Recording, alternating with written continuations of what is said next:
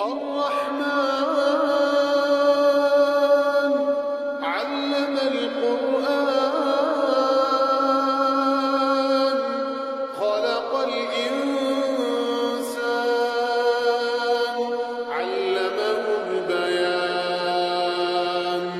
الشمس والقمر بحسبان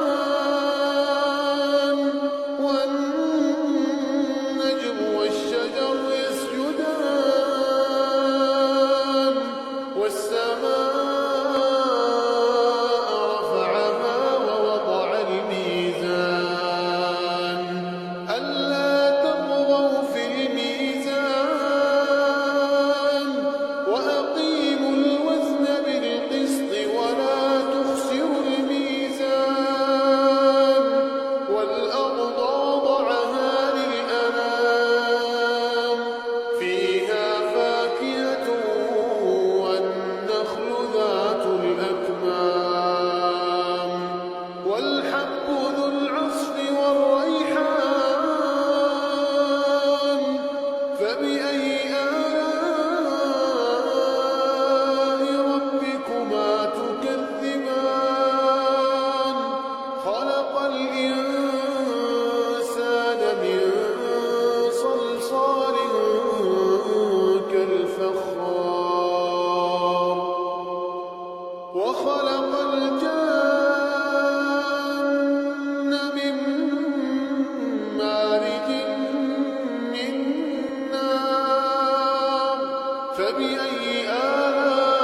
آلاء ربكما تكذبان رب المشرقين ورب المغربين فبأي آلاء ربكما تكذبان مرج البحرين يلتقيان بينهما برزخ لا يبغيان فبأي آلاء ربكما تكذبان يخرج منهما اللؤلؤ والمرجان فبأي آلاء ربكما تكذبان وله الجوار المنشآت في البحر كالأعلام فبأي آلاء ربكما تكذبان كل من عليها فان ويبقى وجه ربك ذو الجلال والإكرام فبأي آلاء ربكما تكذبان يسأله من في السماوات والأرض كل يوم هو في شأن فبأي آلاء ربكما تكذبان سنفرغ لكم أيها الثقلان فبأي آلاء ربكما تكذبان يا معشر الجن والإنس إن استطعتم أن تنفذوا من أقطار السماوات